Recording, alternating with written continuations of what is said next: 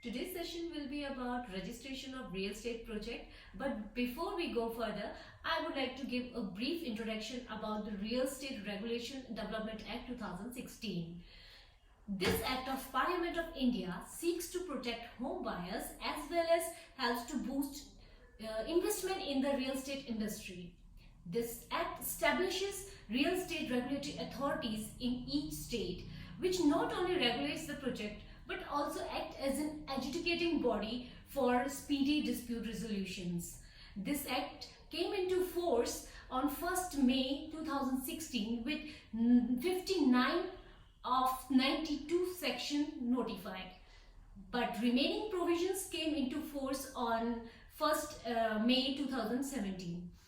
This act also provides guidelines to the promoter that what he shall follow prior to the registration of his real estate projects. It gives criteria to distinguish between an ongoing project or new project, as well as it brings about more clarity that what project or which project is deemed off from getting registered through its section number 3.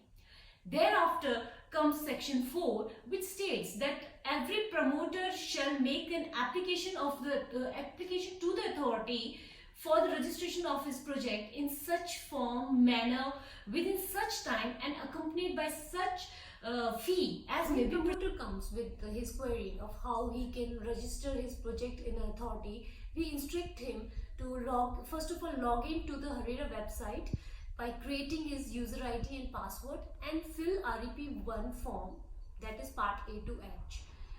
Actually, REP is in standard format of application for registration that is being commonly adopted by Panchkula as well as Gurugram real estate regulatory authorities.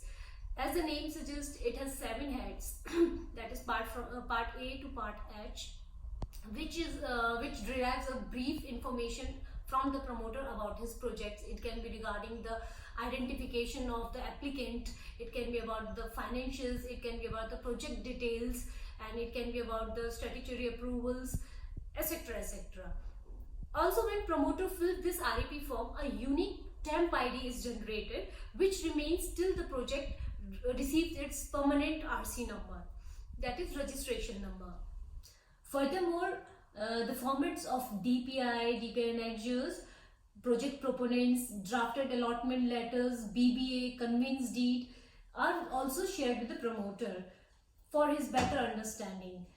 These formats have been evolved after rigorous hardship research and development work done by our R&D team comprising of legal and planning executives under the guidance of our Honorable Chairman Sir and Honorable Member. This detailed project report, that is DPI, is a crux of the whole project. Every technical detail of project is incurred in it, and it's in a tabular form, which make it very simple to understand the project. Promoters are also priorly informed about how to submit their documents in the authority. That is, first of all, they have to separate the document as per the color coding mentioned in our DPI annexure. Each color folder will contain specific document properly flagged, separated with separators, and signed and stamped by the signatory authority of the company.